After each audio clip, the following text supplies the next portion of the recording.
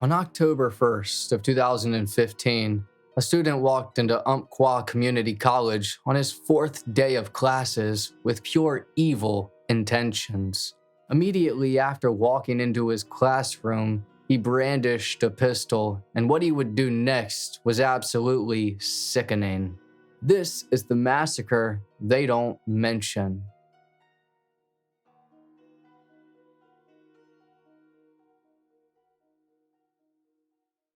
Hello, friend, and welcome to High Time Crime. My name's Joel, and on here I specialize in true crime and also being at the signing of important documents. Here you can see me on August 2nd of 1776 at the Pennsylvania State House in Philadelphia. Great day. But anyway, today we're going over a not so talked about case that is so twisted in nature, it's hard to grasp how people can be so cruel. Christopher Sean Harper Mercer was born on July 26th of 1989 in Torrance, California, to his father Ian Mercer and his mother Laurel Margaret Harper. Some sources state he was also born in England. But his father was British and his mother was African American, so Chris, as he would go by, was mixed. I'm not exactly sure how his parents' relationship was, but we can assume it wasn't great because when Chris was about 2 months old, his parents would separate, and within the year, a divorce would take place, but it wouldn't be formalized until 2006, so we know they got married at some point. Ian would never really be in Chris's life, and basically from the time that they separated, it was for good. Laurel, Chris's mother, said that Chris was born angry, that even the doctor who delivered him stated something similar. By the time that Chris, an only child being raised by a single mother, was a toddler, he began to have very intense tantrums. So badly to the point that Laurel would constantly have to bear hug him to calm him down. Things were only going to ramp up as well. When Chris was about 5 years old is when his first really alarming occurrence took place. While his mother was driving on the freeway, Chris attempted to jump out of the car. Immediately following this, he was hospitalized and placed on psychiatric medication. What kind of medication isn't known, but I do know that he took it into early adulthood but stopped because of side effects. This made Chris more volatile. But still, as a child, Chris would often develop ear infections, and he had a lot of sensory sensitivities, which would make sense later as he, at some point in time, got diagnosed with Asperger's. In the late 90s to early 2000s, Chris attended elementary school and middle schools, both still in Torrance. Chris was a pretty lonely, socially isolated child, and he struggled to make friends, was very prone to angry outbursts. At family events, he was very withdrawn, and would just bang his head against walls in frustration. Sometime in middle school, Chris had an incident where he threw something at another student, and he actually got arrested and in trouble for this. He had to do community service, and he was placed on probation. Chris was in a special education program in school that mixed him in with kids that were even more violent, and some of them from very rough backgrounds. His mother speculated that occurrence happened in self-defense. There was also quite the amount of issues with money for them growing up. Oh, and speaking of money, not too long ago, I was researching some cases and scrolling through my phone when I noticed an ad. Now, normally, I ignore them, but this one made me stop and think. If I'm already spending hours on my phone, why not get paid for it? And that's where today's sponsor, TesterUp, comes in. TesterUp is a platform that actually pays you to test other apps and games. It's straightforward. Sign up, choose an app you'd like to test, complete simple tasks like playing a game or answering a quick questionnaire, and you earn money for your time. When I tried it myself, I downloaded a game, played it for a few minutes, shared how I felt, and I saw my balance go up immediately. You can clearly see your progress and payouts as you go. It's completely free to join, registration takes about a minute, and payouts can arrive within 24 hours directly to your bank. Some tests even pay up to $80 each. TesterUp has a 4.1 star rating on Trustpilot with over 3 million users, so it's well established. And there's always new tasks appearing. So if you'd like to earn extra money while you're already on your phone, download TesterUp for free. The link is in my description and pinned comment, or you can scan the QR code on screen to start testing and earning today. Thank you again to TesterUp for sponsoring today's video. Coming back to, by about 2003 though, Chris would enter high school, but he just wasn't suitable for normal schools. I'm not sure if he was enrolled in a public system or not, but I do know that in 2003, Laurel enrolled Chris into Switzer Learning Center, which is a private special education school that specializes in kids that struggle. A lot of them are very prone to violence and things of that nature, Chris being one of them. But while there, he developed quite the interest in films and writing, but he was very socially awkward. He didn't make any, if many, friends. By the year 2008, Chris and his mother Laurel, who he loved very much, had a bond together, and that was guns. These two would go to the range together and had some guns between them. This would continue on until they had at least 14 separate firearms. Chris, at the age of 19 on November 5th of 2008, decided to enlist in the Army, and he went to Fort Jackson, South Carolina for basic training. After only 5 weeks though, on December 11th of 2008, he was discharged for failing to meet minimum administrative standards. Later investigations into this entire situation concluded that Chris may have attempted to do away with himself during the training, but this was never publicly confirmed by the Army. Regardless, Chris was back to Torrance, California, and back to the Switzer Learning Center so he could formally graduate. He did so in the year 2009, and he earned his high school diploma at the age of 19. At the age of 20, in the year 2010, Chris enrolled at El Camino College in Torrance, and nothing there is notable. He dropped out, I believe, in the year 2012. But during that time, Chris still lived at home with his mother, and he was unemployed. He didn't really have an outside life, and neighbors at the time described him as being a shy and timid guy. His mother said that he was straight edge, and he didn't drink or do any drugs, and that he was just sort of off. But on the internet, he began to post things, specifically on Facebook and MySpace, about the Irish Republican Army, power, and just other remarks. I'll get into some of what Chris posted here shortly, but first we're going to talk about some other things. In 2013, Chris's mother took a nursing job at the Douglas County Jail located in Oregon. Laurel would move from California to Oregon, specifically to Winchester, and bring Chris along with her.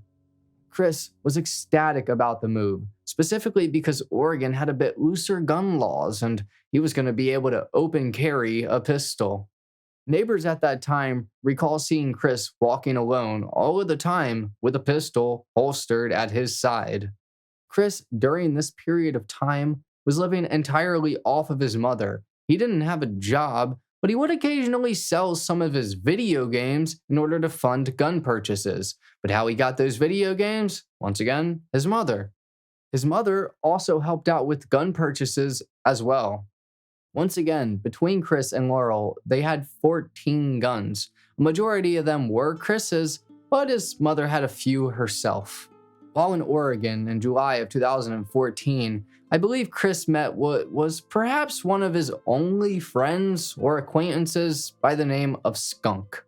Now this Skunk guy, or Frank, was a local good green dealer in his hometown of Roseburg, Oregon. Frank, after Chris did what he did, published a book on Amazon that Chris apparently gave to him titled How to Be a Dick, Exploiting the Idiot Herd to Get Rich and Get Laid. I'm going to summarize what the description says or what Frank wrote about Chris. Basically, Frank said that he met Chris in July of 2014 and that they had a lot in common, that they both loved to smoke weed, which contradicts what Chris's mother said about him, but she definitely didn't know everything. Frank also said that both him and Chris were fanatical atheists, and that meant that they despised any idiot faction of religion. Frank continued saying that him and Chris became friends fast and would meet about once a month at the banks of the Umpqua River to smoke and tell stories. Chris at one point told Frank that he wrote a book about getting rich and scoring with women, but Frank was surprised because Chris was far from being rich, and that he lived with his mother in her apartment, and that he definitely didn't get any girls. Chris gave Frank a copy of his book, and Frank promised to read it, and he did. Frank said that the book was very bizarre, and it ridiculed the readers of the book.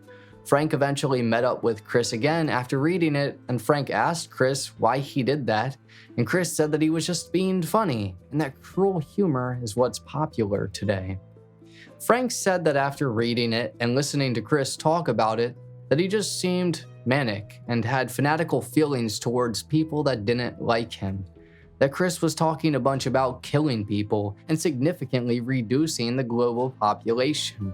Frank said that was not his bag, and that he was a dedicated that liked to think happy and pleasant thoughts, nothing destructive or dangerous. He continued by saying that whenever Chris would hit him up, he would just say he's busy. Frank said that he wishes he could have helped Chris further, that they sometimes talked about hating black people, hating Jesus freaks, and that maybe those type of talks motivated him. Frank basically sums up all of his description by saying to smoke more good green until you chill out, and that he feels a little guilty. But Chris, in late 2014, decided to enroll at UCC, or Umpqua Community College, located in Douglas County, Oregon, near Roseburg. Chris enrolled into one class, which was Writing 115, Introduction to Expository Writing, taught by Professor Lawrence. I read that he was also the backup professor too, so I don't know exactly if he was the main professor. But by some point in 2015, Chris also enrolled into Theater 180, Introduction to Theater Production. In this, he'd work as a set or prop assistant to help with the upcoming play, Blithe Spirit, which was scheduled to start playing on October 30th of that year. Chris would also have an additional Saturday class connected to this theater lab.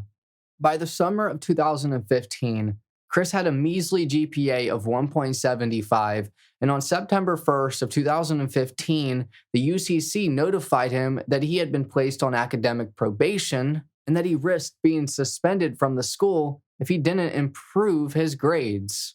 Not only this, but Chris also had an outstanding tuition bill of $2,021 that was due on October 6th of 2015. So clearly, things weren't going that great in school for him. Some classmates in his writing class recalled that he was quiet and reserved, that he sat by himself, but would sometimes talk about movies and video games. One theater student said that Chris was a bit socially awkward, but nice. They said that he always showed up on time. Now, other random students said that Chris would occasionally open carry a handgun on his hip while he walked on the campus, and at that time, it was legal in Oregon. Chris never had any disciplinary actions, and he never threatened anyone on the campus. Going back to about May of 2015, and this is when Chris met his only other friend that I can find, a guy named Cecil Ritchie. Now, Cecil and Chris met at UCC while waiting in the federal student aid line. Cecil himself identified as a Luciferian, and he said that he introduced Chris to this belief system and that Chris became very interested, specifically in the parts involving black magic and sacrifices. Cecil said that Chris was very anti-Christian and believed that preachers deserved to be killed or beheaded, that should have started with Christians, and that Christianity should be illegal and that someone should stop it. Cecil also stated that Chris told him that he was by a man at church when he was young. This is the only report of this, and it's not verified. Cecil knew Chris had guns, as he showed him all of them, and these two would talk on Facebook, constantly. Cecil said that Chris would send him videos of beheading Christians and conspiracy clips and a bunch of other foul things about the government and just Christian hate. These two also played a lot of video games together, like Gears of War and Black Ops. At this time, Chris's mother also said that he was becoming even more reclusive, urinating in a bucket at night so he didn't have to leave his room. That he said he was never going to get a job, that he hated skinny jeans and smartphones, and that he felt superior to people his age. But that he also wanted to fit in and belong. Chris online began to become obsessed with mass shootings, beheadings, and just terrible things. I'm going to go over a bit of what he was posting on the internet so you can get a better understanding of who Chris was and was becoming. First off, I want to say that Chris's viewpoints were contradictory, and after looking at almost every post he made, if not every post, and other stuff, I believe he was just overall crazy. On Facebook, he commented on a fundraiser for Black Lives Matter and a crowdfund, and I believe it was in support of the movement. He said, "Good job, white racist pigs like Bernie." And he's talking about Bernie Sanders. I'm not sure exactly what happened, but there were others in the comments supporting Bernie Sanders and stating how they shouldn't call him out and stuff. I'm not too sure. But Chris also was posting on a website at the time called Torrents, and here his username was Lithium Love. He posted his first post on July 6th of 2015 at 2:14 a.m., and I'll read it to you now. The header is, "The material world is a lie." The material world is a lie. For so long we have been taught that what's important in life is to buy this and have that, to always have the latest fashion, biggest TV, fanciest car, nicest house, and blah, blah, blah. Well, the truth is we've become so attached to these things, our spiritual development has been halted. Just like they say in Fight Club, we become owned by the things we own. Most people will spend hours standing in front of stores just to buy a new iPhone. Those same people will complain about how they don't have enough money, but will always have money to spend on Apple products. This attachment produces so much of the stress and worrying in the world today. I used to be like that, always concerned about what clothes I had, rather than whether or not I was happy, but not anymore. Since then, I have learned the truth that such attachments are falsehoods and will only bring misery. This is my first blog post. There will be more to come. Chris had his second blog post on August 31st of 2015 at 11:47 a.m. about a different case I covered on a guy who killed his coworkers on live TV named Vester Flanagan. The header of the post is Vester Flanagan shooting. It reads, "As I'm sure you all know, a few days ago, there was a shooting in Virginia. A man named Vester Flanagan opened fire on two former colleagues on live TV. He also recorded his own footage of the event. While reading about the event, I read some excerpts of his manifesto the media was releasing, and I have to say, anyone who knew him could have seen this coming. People like him have nothing left to live for, and the only thing left to do is lash out at a society that has abandoned them. His family described him as alone, no partner/lover, a victim not only of his own perception, but also of our social media-soaked environment. He posted the footage on Facebook and Twitter as well as tweeting while he was running from the cops because he wanted the world to see his actions, much like many others post menial and trivial details of their life online and expect us to see it. Only his was at least a bit more interesting.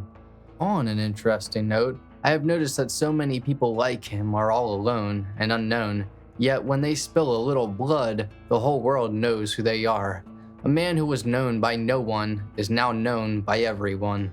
His face splashed across every screen, his name across the lips of every person on the planet, all in the course of one day. Seems the more people you kill, the more you're in the limelight. Sorry if this seems a bit disjointed, but these are just my thoughts on the matter. I thought I'd post this seeing as how my last blog post generated some good comments. Also, if anyone gets the chance, go on YouTube and see the footage of him shooting those people. It's a short video, but good nonetheless. We'll post more later. Absolutely terrible that he said it was a good video. But the next day, on September 1st of 2015 at 6:45 a.m., Chris would post his third blog post, and this one was titled Houston Cop Shooting. Chris said, "I just read about the Houston cop shooting. Figured I'd post this since the response to my previous blog post on Bester Flanagan was so interesting. On the Houston shooting, it was reported that the suspect was influenced by Black Lives Matter protests/movement. Although I don't know if that's true, with all the issues about police and blacks/protesters in the news the past couple of years, it certainly seems like someone would be inspired to take action. With the constant chance of anti-police rhetoric, this was bound to happen. I don't disagree that police brutality and excessive use of force is a problem, but killing an officer that never did anything to you is not the answer. This whole event seems similar to the one in New York earlier this year where that guy killed those two cops sitting in a parked car. The inflammatory rhetoric on both sides, whether warranted or not, will only continue to agitate the situation, and events such as these will happen more and more. These are just my thoughts on the matter. We'll continue to post more blogs on related subjects, as well as any interesting thoughts I may have. P.S. In case anyone's wondering, I'm not on the side of the suspect. I'm on the side of the officer, and generally don't agree with the Black Lives Matter protests." So Chris would only have 2 more blog posts, and one was on September 4th of 2015 at 7:42 a.m., and it was about the death of Wes Craven, and he basically just said that his last posts have been negative, and he wants to do something positive this time, and he gave torrent links to download some of Wes Craven's movies. Chris's last post was on September 11th of 2015 at 1:36 p.m., and it was about seeding torrents or keeping the download running even after you download it from others. Basically, he just complained that others didn't do it. Chris posted a lot of torrents to this account, 473 to be exact, and I can't view them all, but I do know he at least watched a BBC documentary about this world surviving Sandy Hook. While his posts weren't terribly crazy, they were definitely off and could show that his mindset was becoming worse. Though they don't really allude much to the fact of what he was going to do. Regardless, as I said prior, Chris was becoming worse and worse, and at some point in time, I don't know when, I don't think anyone does, he began to come up with a very heinous plan. On Tuesday, September 29th, Chris went to a local pawn shop to sell his 12-gauge shotgun, and that day he picked up a .380 pistol. His mother asked him why he didn't go to the gun store and do this, and Chris told her that he just wanted to get rid of them now and didn't want to put it on consignment. On Wednesday, September 30th, Chris went to school at UCC, and it was a normal day for him. I also just want to mention that this was the first week of school for UCC, and literally the 3rd day. But Chris met his instructor, Miss Newman, for the production lab at about noon, and they talked for 10 to 15 minutes to assign his tasks and about the play that was taking place. She said nothing was unusual about him, that he was dressed in his normal khakis and black shirt, that he was quiet and quirky, and that at the end of their conversation, they scheduled to meet again the following Saturday. Later in the evening, Chris went home, and his mother stated that he was jovial, happy, and he was looking forward to the future this night, that nothing indicated any violence. This night, he also talked to his buddy Cecil about playing some video games and said that he has to go to school the next day, but he will call when he gets out of class. Nothing that Chris did indicated to anyone what he was going to do the next day, but it was absolutely terrible.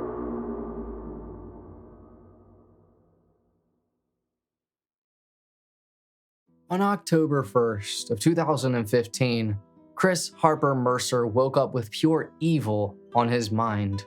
What exact time he got up isn't known, but we do know that he got ready at about 9 a.m. or so.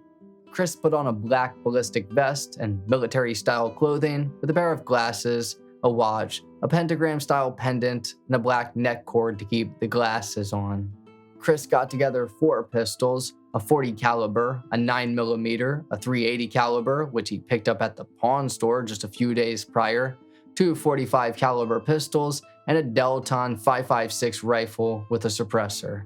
Chris also put together a business envelope, and inside of it was a flash drive and papers of his personal manifesto. I'll now read to you a decent amount of that. My story. I have always been the most hated person in the world. Ever since I arrived in this world, I have been under siege from it, under attack from morons and idiots. I write this manifesto so that others will know of my story and perhaps find some solace in it, some kind of inspiration for their own lives. It will contain various sections dealing with my life. It will be divided into sections based on different things. My whole life has been one lonely enterprise, one loss after another. And here I am, 26, with no friends, no job, no girlfriend. I long ago realized that society likes to deny people like me these things. People who are elite, people who stand with the gods, people like Elliot Rodger, Bester Flanagan, the Columbine Kids, Adam Lanza, and Sung Cho. Just like me, those people were denied everything they deserved, everything they wanted. Though we may have been born bad, society left us no recourse, no way to be good. I have been forced to align myself with demonic forces. What was once an involuntary relationship has now become an alignment, a service. I now serve the demonic hierarchy. When I die, I'll become one of them, a demon, and I will return to kill again and again. I will possess another, and you will know my work by my sign. The pentagram will fly again. Many will ask and ponder, what could they have done different? How could they have prevented this?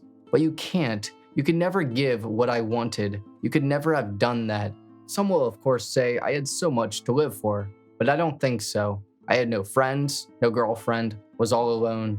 I had no job, no life, no successes. What was it that was supposed to happen? What great event was it that was supposed to make me realize how much there was going for me? But for people like me, there is another world, a darker world that welcomes us. For people like us, this is all that's left. My success in hell is assured. It will give me the power that I seek. They have always been there, speaking to me on the sidelines, controlling me. It's only fit that I join them after death. They've told me what to do, showed me the way. And just like me, there will be others. Like Ted Bundy said, we are your sons, your brothers, we are everywhere. My advice to others like me is to buy a gun and start killing people. If you live in a country like Europe with strict gun laws, either pay the necessary fees/time to get a license or become a serial killer. The world could always use an additional serial killer. Butcher them in their homes, in the street, wherever you find them. Every country in the world should be a battleground. From the heart of Africa to the deepest depths of Asia, blood will flow. Fear not the laws of man. When you get to the other side, you will be welcomed. Don't be afraid to give in to your darkest impulses. Human life means nothing. We are what matters. I hope to inspire the masses with this, at least enough to get their passions aroused. It is my hope that others will hear my call and act it out. I was once like you, a loser, rejected by society. When the girls would rather go with alpha thug black men, we can all agree that something's wrong with the world. When good individuals like myself are alone, but wicked black men get the loot, like some sort of pirate, it's not fair. The next paragraph, Chris goes on to a racist tangent about black people, so I'm not going to read it, but I'll continue reading after that. Other mass shooters. I have been interested in mass shooters for years. I notice where they always go wrong is they don't work fast enough, and their death toll is not anywhere near where it should be. They shoot wildly instead of targeted blasts. They also don't take on the cops. Why kill other people, but you won't take out the cops? Interest. Now for the part I'm sure the media will love, my interests. My interests include listening to music, watching movies, internet piracy. My only solace in online life is posting on cat.cr as the user lithiumlove. I mostly have uploaded ebooks, things like that. This has been my only joy in life.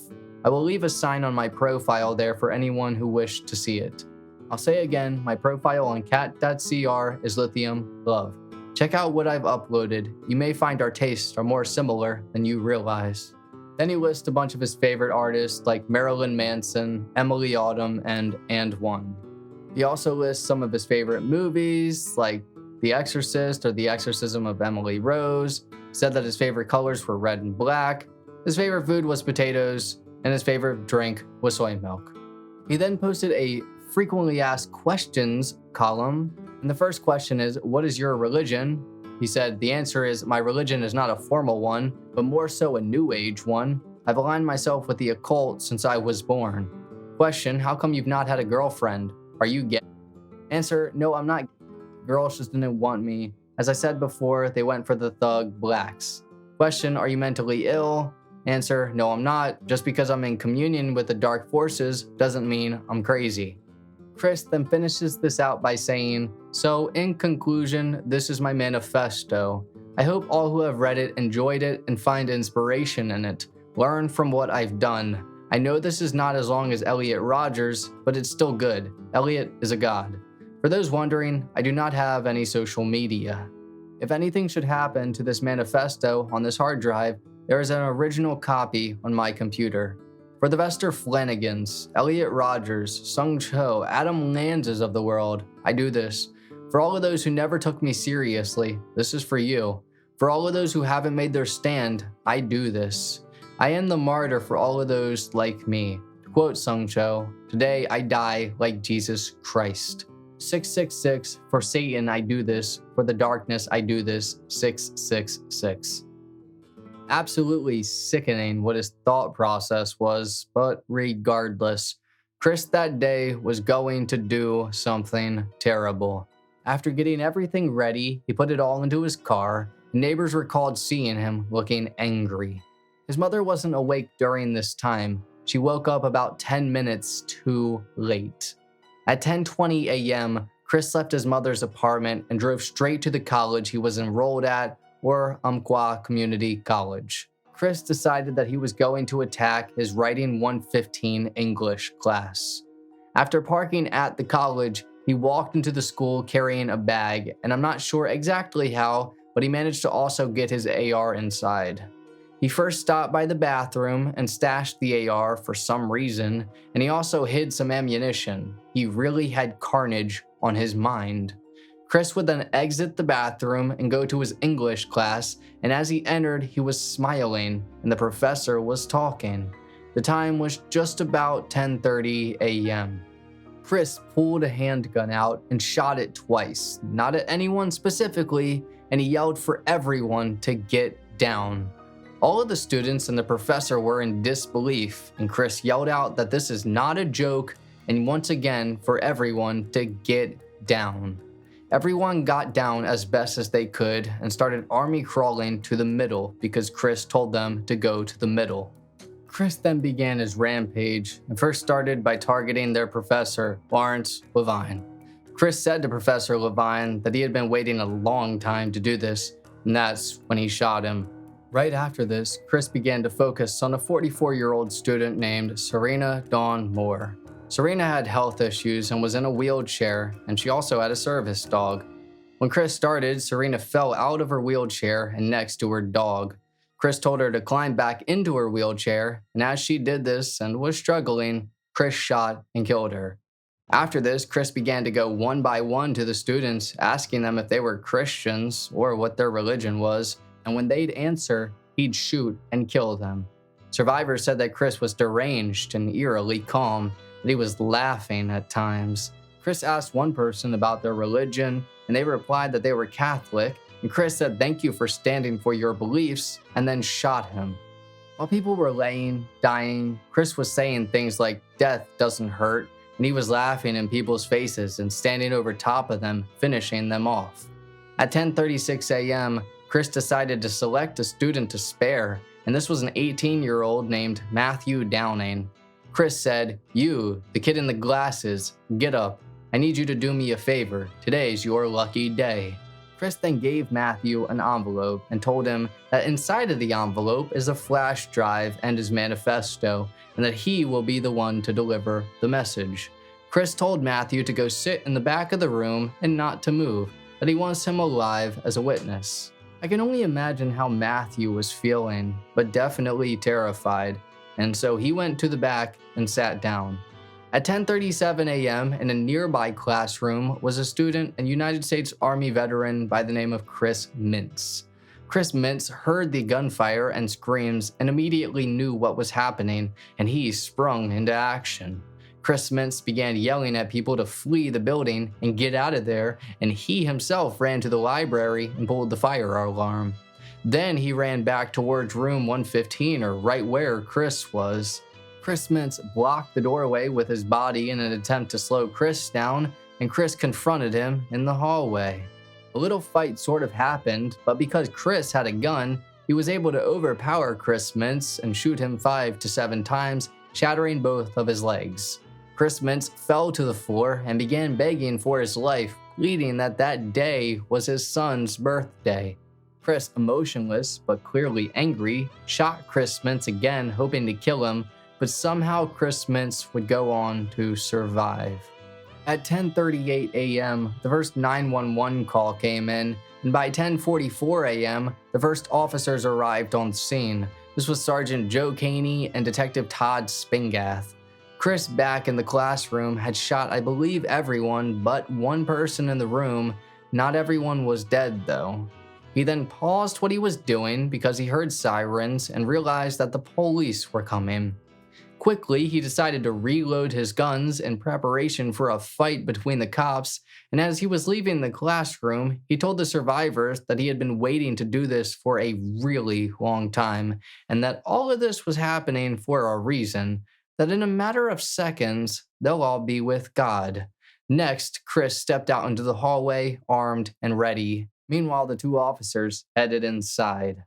At 10:44 to 10:46 a.m., a firefight erupted just outside of Snyder Hall, and one of the officers managed to hit Chris in the right side of his torso, and Chris shouted out, "Oh, fuck."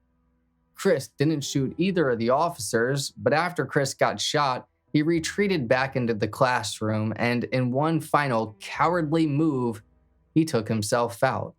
After this, Matthew Downing, the spared student, shouted out that Chris was dead and shot in the head, and he then went up to Chris's body and kicked away the pistol. Police then barged in and found an absolutely gruesome scene. 9 people were dead inside because of Chris, and another 8 were injured with gunshot wounds. Chris's mother woke up that morning and had an automated message on her phone about an active shooter at UCC. She was concerned because Chris had class that morning, and so she replayed the message and then turned on the news and then began to try and verify Chris's status.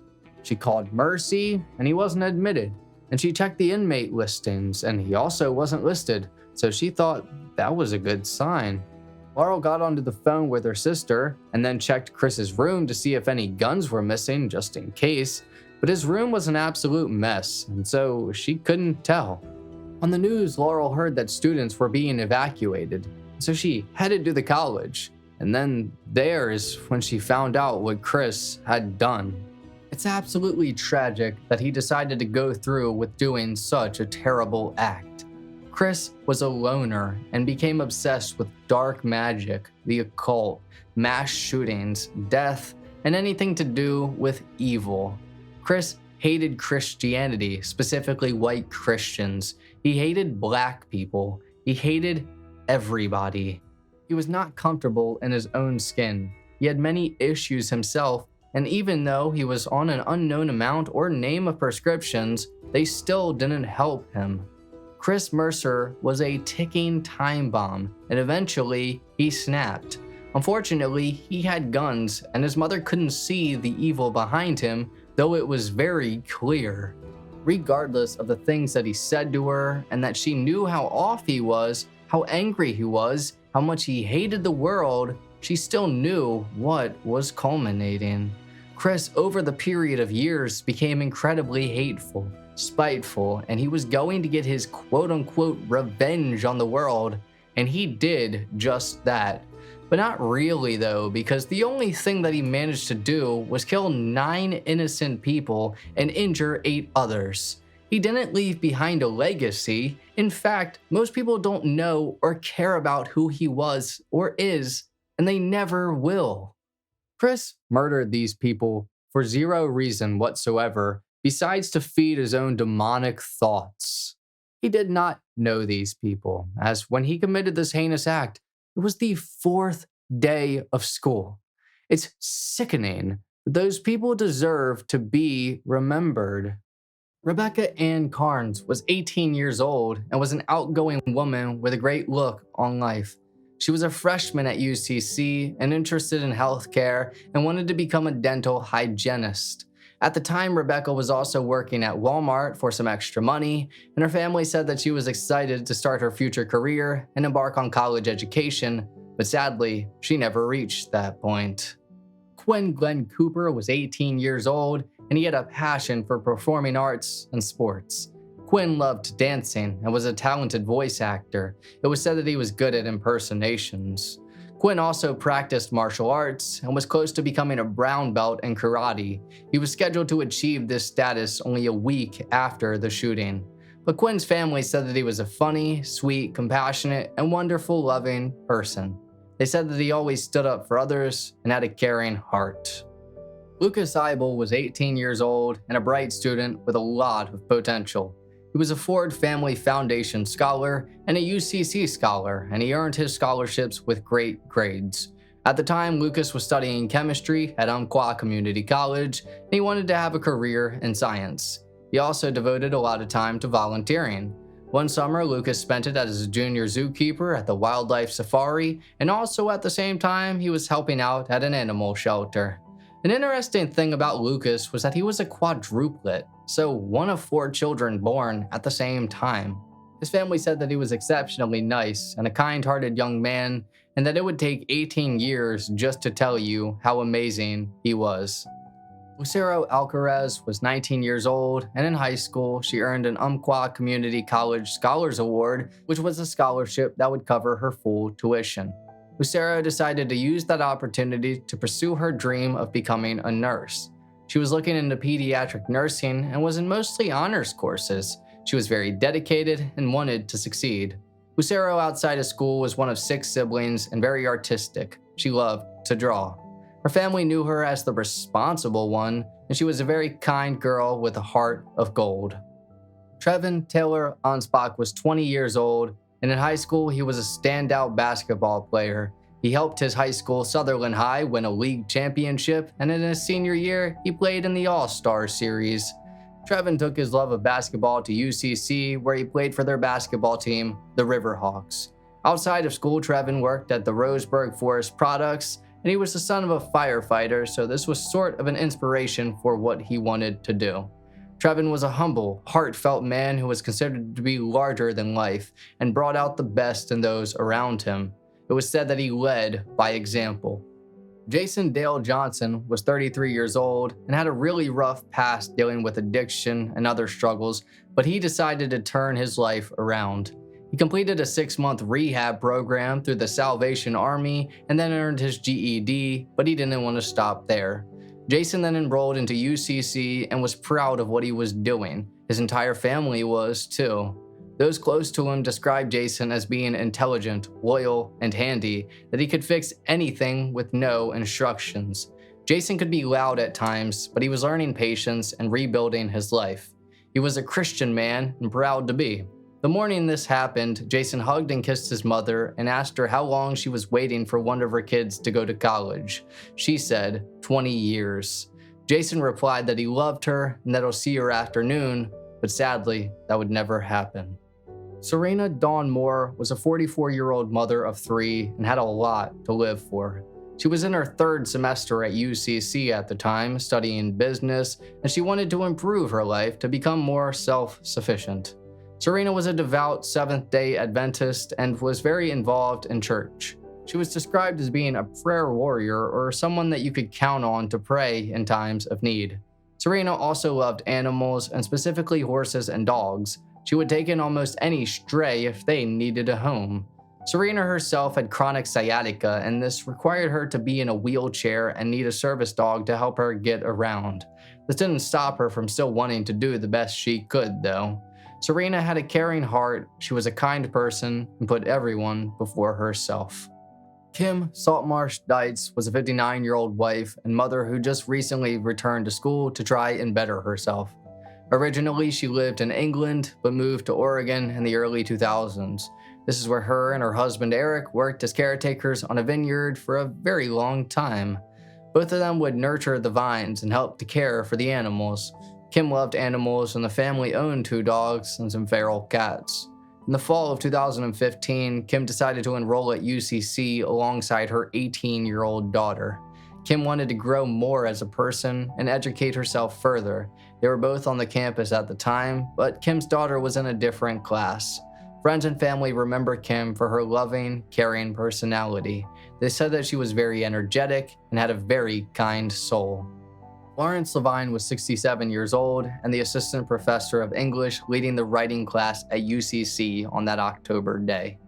Lawrence grew up in California and eventually went to New York and somehow made his way to Oregon.